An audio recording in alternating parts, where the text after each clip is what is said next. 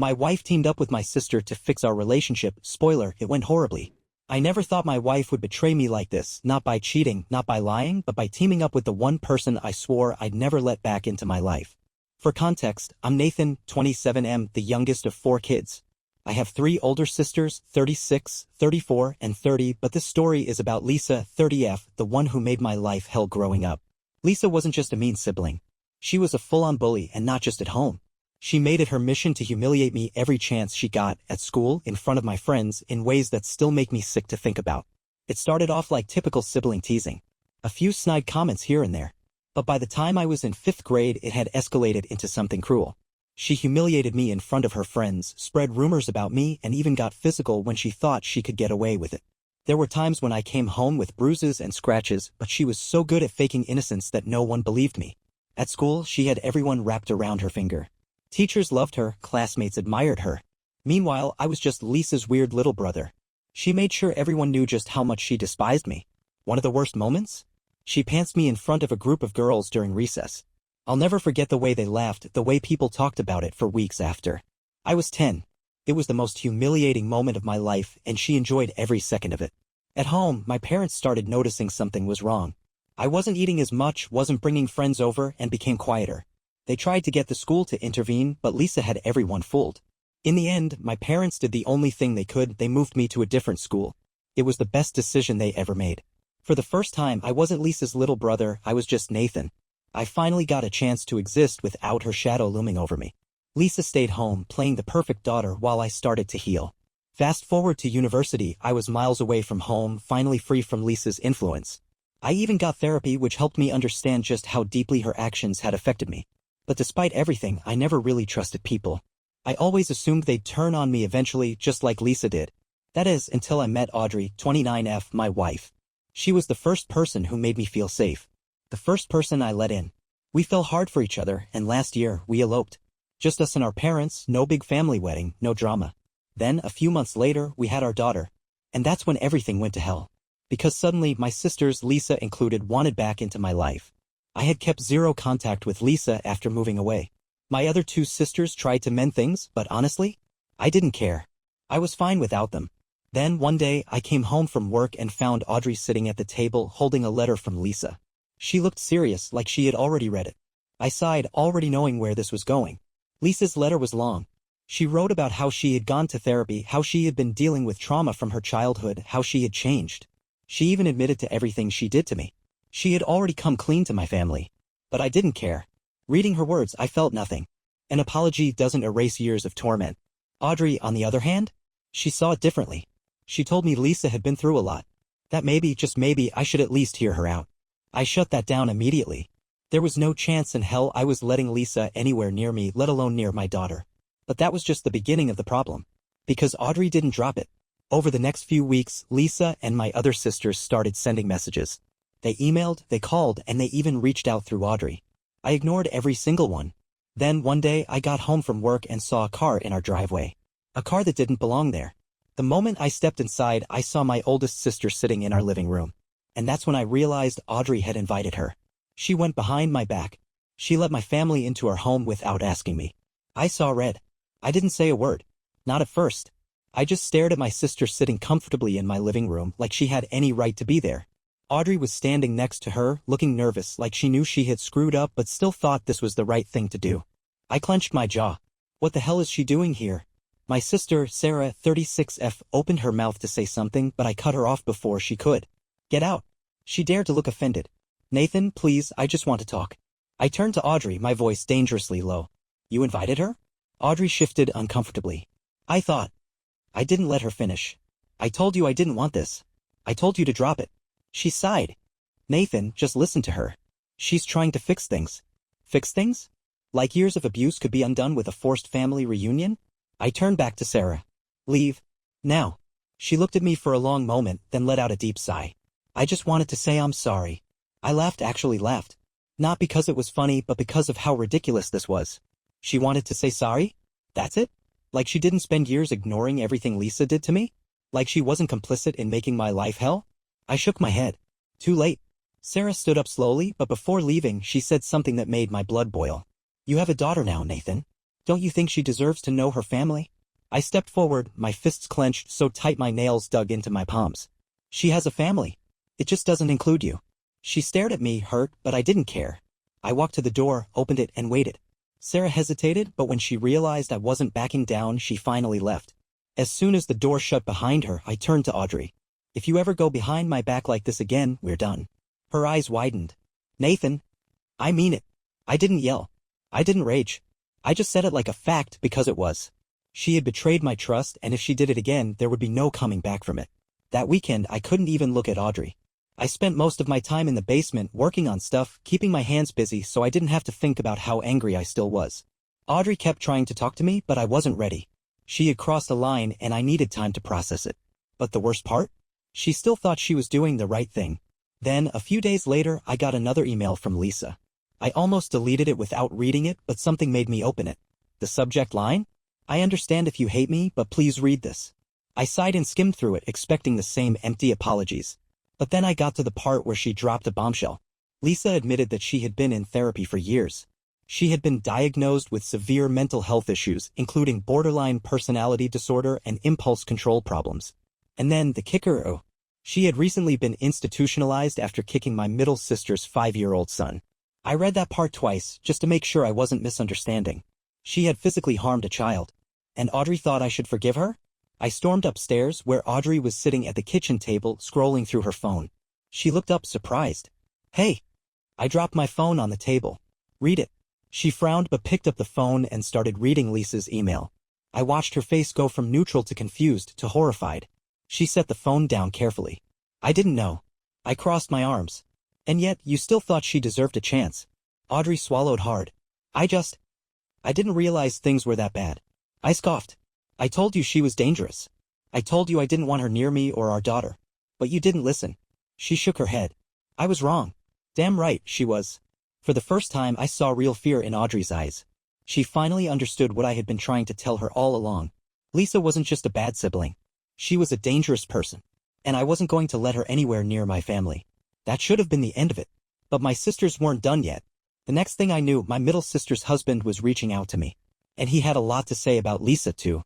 The message came late at night, a long text from my middle sister's husband, Mark, 38M.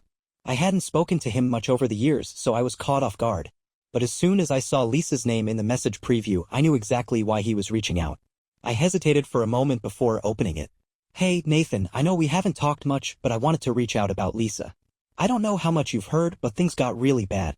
She accused me of cheating and tried to ruin my marriage, and when that didn't work, she got physical. With my son. We had to call the cops. If you want to talk, let me know. I sat there, staring at the screen, feeling a strange mix of vindication and rage. For years, I had been telling people that Lisa was dangerous. That she was manipulative, that she couldn't be trusted. And now? She had destroyed another part of our family. The next day, I called Mark. He picked up on the first ring, like he had been waiting for me. Hey, Nathan, he said, his voice tight. I figured you might want to hear everything. Then, for the next 30 minutes, he told me how Lisa had nearly ruined his life. It started a few months ago when Lisa randomly inserted herself into their marriage. She began whispering doubts into my sister's ear, making comments about how Mark was too friendly with his coworkers, how he stayed out too late, how maybe, just maybe, he wasn't being faithful. At first, my sister brushed it off. But Lisa didn't stop. She started feeding my sister fake evidence, screenshots of texts Mark had supposedly sent but never actually did, exaggerated stories about seeing him flirting with women at work events, even bold-faced lies about overhearing his colleagues joke about his affairs. The worst part? My sister started believing her. Mark told me that for weeks, things at home became unbearable. Every conversation turned into a fight, every small action was picked apart. He tried to prove his innocence, but Lisa had already poisoned the well. Then when Lisa realized she couldn't break them up, she did something even worse. She turned her attention to their 5-year-old son. Mark's voice was shaking as he told me what happened next. Lisa had been over at their house for a family visit. My nephew, a happy, hyper little kid, was running around, watching cartoons, and being his usual energetic self. Out of nowhere, Lisa snapped. She didn't just yell at him. She kicked him. A full-on front kick, like he was some kind of threat she needed to neutralize. The second it happened, Mark rushed forward, ready to lose his mind. But my sister? She froze. Like some part of her still couldn't believe Lisa was capable of this. That hesitation almost cost them. Mark grabbed Lisa, shoved her away from his son, and called the cops. The police came. Lisa was taken in for a psychological evaluation. Instead of pressing charges, my sister agreed to have Lisa committed to a psychiatric facility. And now, Lisa was officially banned from the family. No visits, no phone calls, no contact with my nephew. Finally, my family was starting to see Lisa for who she was. When Mark finished his story, I was quiet for a long time. Then I asked the only question that mattered. Did Audrey know about this? Mark hesitated. Yeah, she knew. I felt my stomach drop. Audrey knew. She knew Lisa had attacked a child. She knew my sister's husband had to call the cops. She knew Lisa had nearly destroyed another marriage. And she still tried to push me toward forgiving her. I clenched my fist. I gotta go, I muttered, hanging up before Mark could say anything else. I wasn't mad at him. I was furious at Audrey. That night, I waited until Audrey got home from work. She walked in, setting her bag down on the counter, giving me a hesitant smile. Hey. I didn't smile back. Why didn't you tell me? Her face fell. What? I tossed my phone onto the counter, the screen still open to my last call with Mark. You knew what Lisa did. You knew she was in a psych ward. And you still tried to guilt me into forgiving her. Audrey swallowed hard. Nathan, do you understand how messed up that is? I snapped. You wanted me to introduce our daughter to someone who physically attacked a 5-year-old. She closed her eyes, inhaling sharply. I didn't think it was my place to tell you. I thought. You thought what? Silence. She looked at the floor, guilt-ridden all over her face. I thought maybe she could get better. I let out a bitter laugh. You don't get to decide that. You don't get to make that choice for me. Audrey wiped at her eyes. I know. I'm sorry. I wanted you to have your family back. I stared at her. Lisa is not my family. She flinched. I shook my head, running a hand through my hair. I need time to think. Audrey bit her lip. Nathan, please? No, I turned away. I need space. And for the first time since we got married, I slept in the basement that night. Because trust had been broken. And I wasn't sure if I could get it back. Sleeping in the basement that night didn't make me feel better. If anything, it made everything feel more real. I lay there staring at the ceiling, my mind running in circles. Audrey had always been the one person I trusted the most. The only person I had ever let in completely. And yet, she had made the biggest mistake possible. She had put our family in danger. And worst of all, she had done it behind my back. The next morning, I didn't go upstairs. Audrey must have realized I wasn't coming up for breakfast because she came down instead, holding a cup of coffee, her face tense. She set the cup on the table near me. I know you're still mad. I exhaled through my nose, sitting up. Mad isn't the right word. She frowned, shifting uncomfortably. Then what is? I didn't answer immediately. Instead, I stared at the coffee cup, my fingers tapping against my knee. Finally, I looked up at her. Disappointed. Audrey's face crumpled. I could tell she wanted me to yell, to blow up, to make this an explosion so she could at least feel like she deserved it. But I wasn't going to give her that. Because this wasn't about anger anymore. This was about trust. She sat down across from me, rubbing her hands together like she was trying to warm herself up. Nathan, I know I screwed up. But I swear, I was never trying to hurt you. I let out a slow breath. That's the problem, Audrey. You weren't trying to hurt me, but you did. You went behind my back, let my family into our home without my permission, and then tried to guilt me into forgiving someone who was institutionalized for hurting a child. She winced. I wasn't thinking about it like that. No, you weren't. And that's the issue. Her eyes filled with tears. I just wanted you to have your family back. I let out a humorless laugh. Audrey, I don't need my family back. I already built one, with you. She blinked rapidly like she hadn't even considered that before. But you love your parents, you love it. Not Lisa. And not Sarah. I shook my head. And not anyone who let her get away with everything she did to me. Audrey stayed quiet. She knew I was right. The next few days were tense. We barely spoke. She gave me space, but I could tell she was afraid. Afraid that I wasn't going to forgive her. And honestly, I didn't know if I would. Because this wasn't just a one-time mistake. This was a fundamental difference in how we saw the world. Then, a week later, something happened that changed everything. I got a call from my mom. I debated ignoring it, but some instinct told me to pick it up. The second I answered, I could tell something was wrong. Her voice was shaky. Nathan, I need to tell you something about Lisa. My stomach dropped. What now? She hesitated. She escaped. I felt like I had been punched in the chest. What? Lisa escaped the facility. No one knows where she is. I went completely still. I couldn't breathe. Couldn't process what I had just heard. Lisa was out there. And I had no idea where she was. I could barely process what my mom had just said. Lisa escaped? That word alone sent a chill down my spine. I gripped the phone tighter. When did this happen? Mom's voice was shaky. 2 days ago. The hospital called us yesterday, but I didn't want to reach out until I knew more. The police are looking for her. I squeezed my eyes shut. 2 days. She had been out there for 2 days and no one knew where she was. My heartbeat pounded in my ears. Why are you telling me now? Mom exhaled. Because I think she might come looking for you. My entire body went cold. I stood up, already scanning my surroundings like Lisa was about to step out of the shadows. Mom kept talking, her voice thick with regret. Nathan, I know you don't trust me. I know I failed you growing up. But please, listen to me now. Be careful. If she reaches out, don't engage. Call the police immediately. I barely heard the rest of what she said. My brain was already in overdrive, calculating my next steps. Lisa was unstable. And now? She was missing and unpredictable. I hung up, my hands shaking as I called Audrey. She picked up on the second ring. Hey, I was just... Lock the doors. Now. She went silent. What? I was already getting into my car, gripping the steering wheel so hard my knuckles turned white. Lisa escaped? No one knows where she is. Audrey sucked in a sharp breath. Oh my God. I'm coming home. She didn't argue. I heard her moving, probably locking everything while I drove. I couldn't even be mad at her anymore. We had bigger problems now. The entire drive home, my mind raced with possibilities. Was Lisa coming for me? For Audrey? For our daughter? That last thought nearly sent me into a panic attack. By the time I pulled into the driveway, my stomach was in knots. Audrey was waiting by the door, her face pale. I walked in, locking the door behind me. Where's the baby? She motioned toward the nursery. Asleep. I haven't left her side. I exhaled, trying to keep my hands from shaking. Okay. Good. Audrey crossed her arms. Nathan, what do we do? I looked around the house, my mind racing. We wait. And if she shows up, we call the cops. Audrey nodded, but I could see the fear in her eyes. Lisa was dangerous. And now she was desperate. That made her unpredictable. That night, I barely slept. Every noise made my heart jump and every shadow outside made me feel on edge. I didn't know what Lisa wanted, but I knew one thing for sure. She wouldn't stop until she got it. The next morning, I found out exactly what that was. Waiting in my inbox was an email from Lisa. The subject line? I need to see you. My stomach dropped the second I saw her name in my inbox. Lisa. She was out there, somewhere, and now she was reaching out directly. For a moment, I just stared at the screen, my pulse thudding in my ears. Audrey must have noticed my expression because she stepped closer. What is it? I exhaled sharply and turned my phone toward her.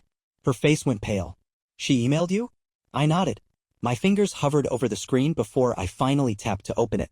It was short. Just 3 sentences. Nathan, I know you don't want to see me. But I need to explain. Please, just give me a chance. I could feel Audrey watching me, waiting for my reaction. I clenched my jaw and hit delete without responding. Audrey exhaled. So, what now? I stood up. Yeah? We wait. And if she tries to show up here, we call the cops. Because no matter what Lisa had to say, I wasn't interested. Not now. Not ever. For the next 2 days, things were tense. Audrey and I barely left the house. We kept the doors locked at all times, triple-checking them before bed. Every time I heard a noise outside, my heart jumped into my throat. I was waiting for her to make her next move. And then? She did. On the third night, around 1:30 a.m., I woke up to a sound outside. A soft rustling. Like someone was moving around near the house. I held my breath, listening. Then something even worse happened. A shadow moved past our bedroom window. My heart slammed against my ribs. I shook Audrey awake, whispering, "Stay here. Don't move." She looked confused, then panicked when she saw my expression.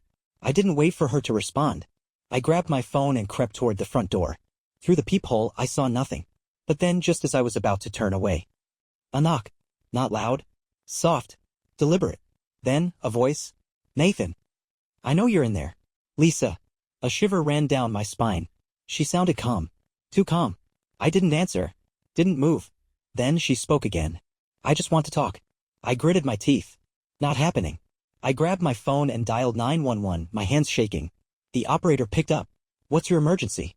I kept my voice low. There's a woman outside my house.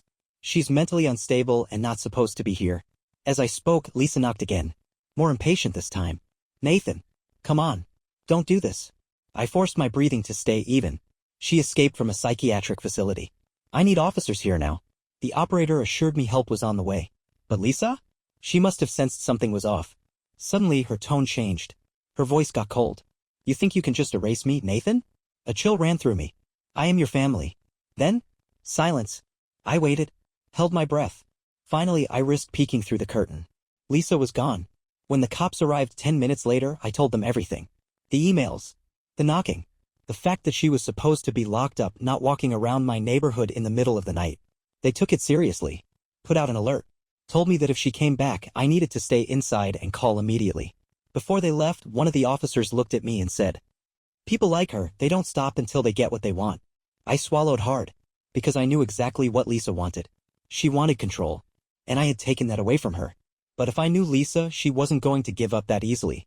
And I was right, because the next morning, she sent me a video message, and what I saw made my blood run cold. I hesitated before opening the message. Something about it felt wrong. Lisa had always been manipulative, but this felt like something else. Something worse.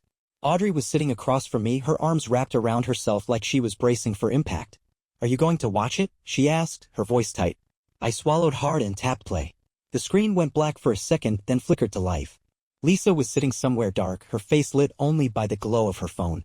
Her eyes were wild, unfocused, and the first thing she did? She smiled. "Nathan," she said, her voice eerily soft. "I know you're scared of me. I know you think I'm a monster." She let out a small laugh, shaking her head. "But you don't understand. You never did." She shifted, angling the camera around the room. For the first time, I realized she was in a car, the back seat, maybe parked somewhere. I felt my stomach clench. "I've been thinking a lot," she continued. "And I've decided something. You and we need to talk. Face to face. No more running. No more hiding." She leaned in, and for a split second, I thought I saw tears in her eyes. "I know I messed up. I know I hurt people. But that's all in the past now. I just want a chance to explain. You owe me that." I exhaled sharply. I didn't owe her anything. Then her expression shifted. The fake softness dropped. And what was left was rage. Her jaw tightened. Her hands shook as she gripped the phone. "You think you can just erase me, Nathan? Like I never existed?" She let out a sharp, humorless laugh. "I was there your whole life. I made you who you are. And now you want to pretend I don't matter." My stomach twisted. Audrey covered her mouth with her hands. "Oh my God." Lisa leaned closer, lowering her voice. "You need to listen very, very carefully." She smiled again. But this time it wasn't fake. It was unhinged. "If you don't come to me, Nathan, I'll come to you." The video cut out. For a long moment, neither Audrey nor I spoke. The house felt too quiet. Too small. Then I stood up. Audrey looked at me, eyes wide. "What are you doing?" I clenched my jaw. "I'm ending this." I called the police. Told them everything. This time, they didn't just take notes. They escalated it to a full-on manhunt. Lisa wasn't just a missing person anymore. She was a threat. This time, I wasn't going to wait for her to make the next move. I wasn't going to give her any more control. The next day, the police found Lisa.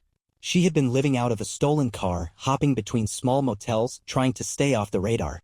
They took her into custody without incident. And when they asked her why she had gone looking for me, she smiled. "Because I needed him to see me." Lisa was sent back to the psychiatric facility under even stricter supervision. She wouldn't be getting out again. Not anytime soon. Audrey apologized, really apologized for everything. For not listening. For betraying my trust. And even though it took time, I finally forgave her. Hope you enjoyed this story as much as I do. Help this small channel grow by hitting that like button, subscribing, and sharing with your friends. Every bit of support means the world. Thanks for watching, and see you in the next one.